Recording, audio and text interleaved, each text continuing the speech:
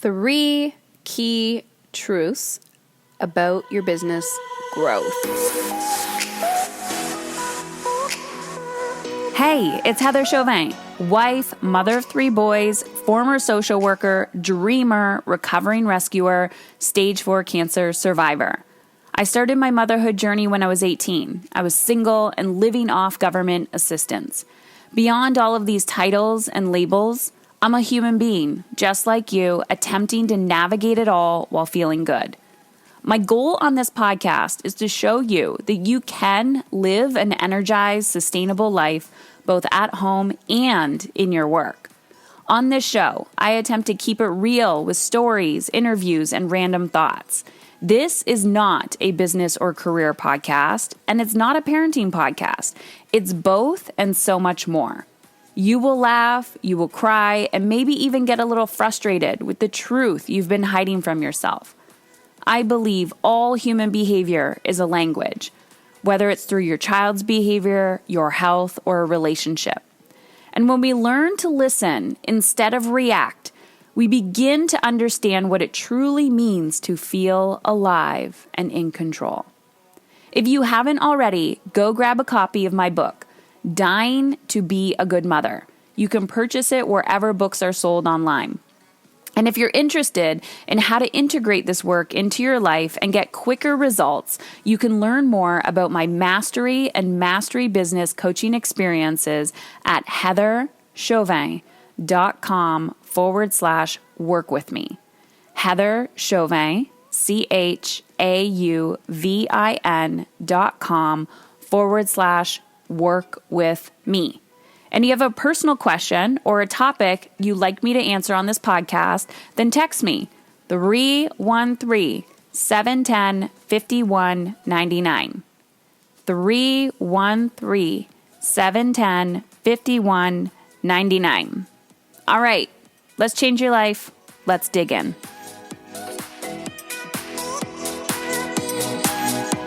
Hey everyone, I'm back, and today I am talking truth behind business. I'm the expert of me and my business, but I am not the expert of you and your business. And if you are a business owner and a mother, you know that raising a business is just as challenging and complicated as raising children. And it doesn't matter how many parenting books you read, there is no perfect strategy for your child and their behavior.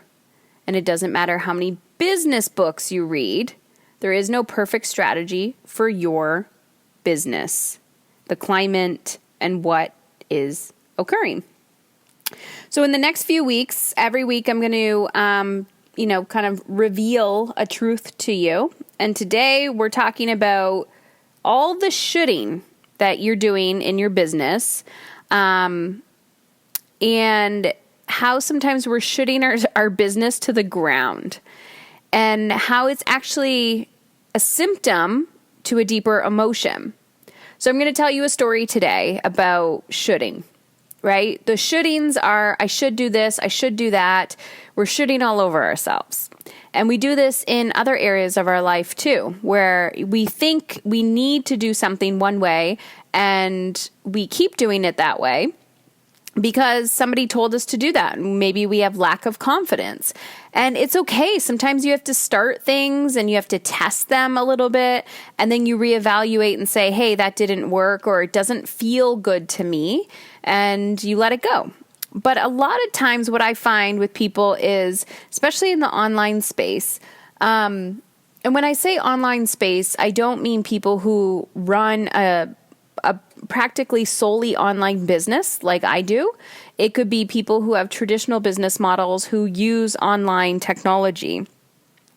But they jump into the space that, they need to have an email list, or they need to have, a free challenge, or they need to have a free Facebook group. And there's a million different ways to, get to the same destination.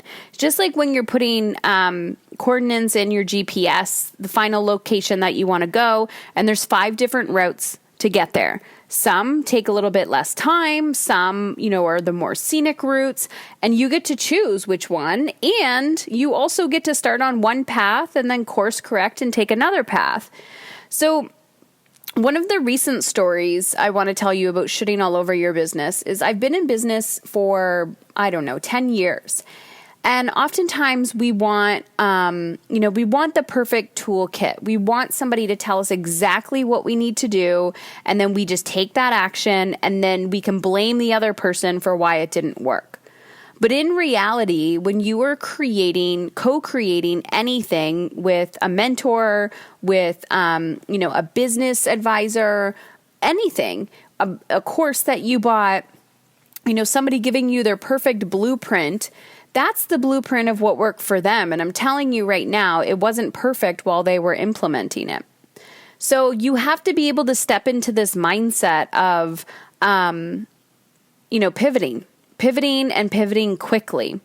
And so recently I had an aha moment where I was reflecting on within the last year for sure, but the last 6 months, and just decluttering my business and going, what's working and what's not working?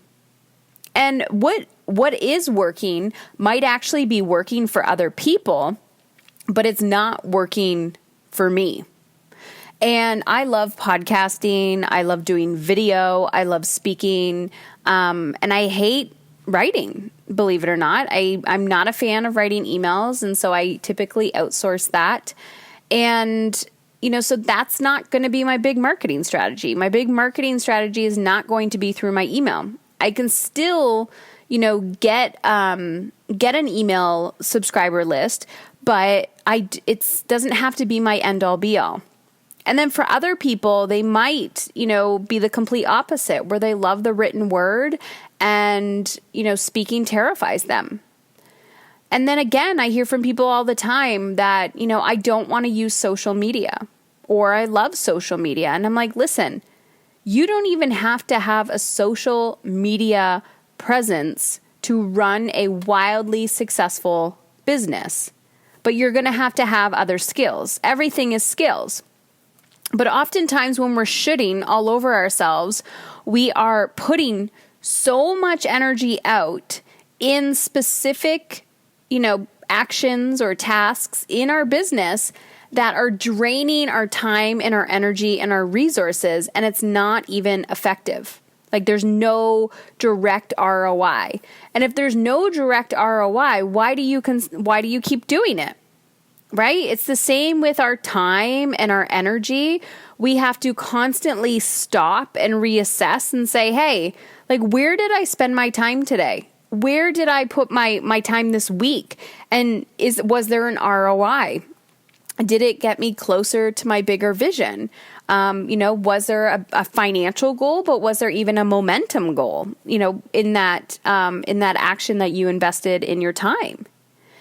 And again, we should on ourselves because we're like, I should be on, like for me, I actually don't enjoy hanging out on Instagram all the time. I check my messages a lot and I connect with people and collaborate with them a lot on there, but I don't want to be walking around my house constantly focused on, I should post this on Instagram or I should post that on Instagram. And what is really happening when I do that is it's sucking the life force out of me. And when it's sucking the life force out of me, it is not life enhancing. And when it's not life enhancing, it's not a high leverage action that's getting me closer to where I want to be in my business. So I think sometimes on the outside, it's validation and perceived success, right? We're looking at how many followers somebody have, and we equate that to their financial success or their business success. But behind the scenes, sometimes people can't even pay their bills, and they have all of these followers and likes, but they don't know how to translate. They don't know how to bring their consumers closer to them. And when you can find contentment and ease in your personal and professional life, and you know what authentic profitability looks like, and you're like, yeah, I'm running a wildly successful business that is scaling and growing, and I'm not burning out. Plus, maybe on the outside, I don't have millions of followers and everybody knows about me, but my fans rave about me. My podcast listeners rave about me. The people who read my book constantly share and grow. And then on the back end, speaking within other people's communities. There's so many ways that you can build a business, but on the outside, it may not look like it's wildly successful because people have no idea what you're doing when you're not online. I also find it interesting that when I'm not online, when I'm not active in my Instagram stories and people follow me there all the time, I will get DMs and people will say, "What's wrong? What's wrong? Where did you go?" And I always ask, why does something have to be wrong when people don't show up online? And I always see this when people will say, "Oh, I just needed a break. Sorry, everyone." I'm like, why are we apologizing for our existence in our world? Why can't we live our lives without posting it on Instagram? And then there's this belief and story that we start to tell ourselves that if I don't show up, people won't like me or they're going to forget about me, which just comes from deep, deep, deep, deep wounds. And so as an experiment in the last month or so, I showed up less online and it was one of my highest profitable months. And, profitability to me means impact. Because when I'm making a bigger impact, I'm changing lives. And when I'm changing lives, I'm literally changing the next generation of children through the parents that I work with. And then when I'm making that impact, I also get to give back to my community. So it's a win-win-win situation. And so on the outside, people are like, "What's going on? Where are you? Or is everything okay?" And I'm like, it's better than ever. So the essence for today's conversation is, where are you shooting on yourself? Where are you hanging on in your business to things that need to be decluttered? Pay attention to your ROI. Pay attention to where have my clients come from and continue to nurture those relationships. So if your clients are have all come from Instagram, that's amazing. But maybe you pivot your marketing strategy a little bit and now you bring those people who are more passive consumers of you on Instagram into a more active role. And maybe now you're going to do a virtual meetup or a live in-person meetup. So we're constantly having to think outside the box. This is growth. I just actually, ironically that I'm saying this, but I posted something in my stories on Instagram because I went on for the first time in 3 months or something, 3 weeks. I was saying something about it. We're not actually all seeking freedom. We're seeking comfort. But your brain doesn't know that. That's why they call it comfort food, right? Your brain doesn't know that the food you're about to put in your mouth is not going to make you healthier. It is there to make you comfortable. So you're putting that comfort food in your mouth, but that's not an action directly correlated with your goal, which might feel light and energized and healthy. It's the same in your business, right? Comfort activities. That's the busy work. When you find yourself just doing things to keep yourself busy, but it's actually not moving the needle. And so again, it's creating that space for yourself, sitting back and going, what is actually physically working? What is working? And what is not working? And then the work, the real work, the deep work, the emotionally uncomfortable work is to let go of what is no longer serving you. Let go of what is no longer serving you and your business. Because when you show up bigger, when you show up bolder, when you show up to make a bigger impact, you may believe on a deep, deep level that that's going to burn you out. And it doesn't have to. You just don't have the skills or the strategy to know how to do that yet, which is why you hire mentors and people who live in alignment with how they want to feel and how they want to run their business. But here is the caveat to that. When you do that, you show up bigger and your upper limits are going to happen. Your stories, it's next level healing. So new level, new devil. So where are you shooting in your business? Where do you need to declutter? And what are you willing to let go of so that you can step fully into your next level? Okay, I want to hear from you. You listen to the podcast. I want you to chew on this. You might have to listen to it again. What is your biggest takeaway? I want you to text me 313-710-5199. It's a app/phone number.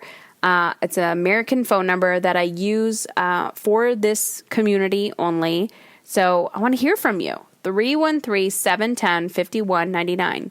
Tell me about your business. What are your challenges? That's literally going to be the only way you're going to get free coaching from me is if you text me, and I will give you some honest support and advice. But you got to take action. If you don't take action, the magic will not happen.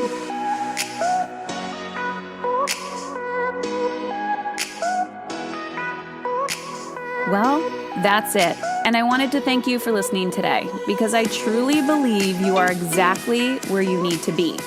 And now I have a favor to ask. In exchange for the value you've gained from this free podcast, I'd be forever grateful if you would leave us a review on iTunes. Share the show with at least one woman in your life who you feel would benefit, and or take a screenshot and share it on social media. And always feel free to tag me at Heather Chauvin. The world does not benefit from your guilt and fatigue. The world needs more women who are willing to unlearn everything they've been taught. Women who are courageous enough to feel good and not let guilt run the show. I believe you are that courageous woman.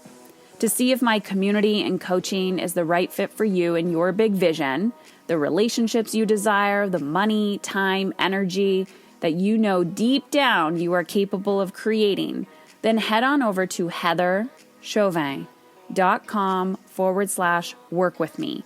That's Heather Chauvin, CHAUVIN.com/work with me, and take the next step in the right direction. Taking a stand for how you feel means you are taking a stand for how your children show up as adults. And if you have a personal question or topic you'd like me to answer on the podcast, text me 313-710-5199. 313-710-5199. You are so worthy of feeling good. Now go do some scary shit.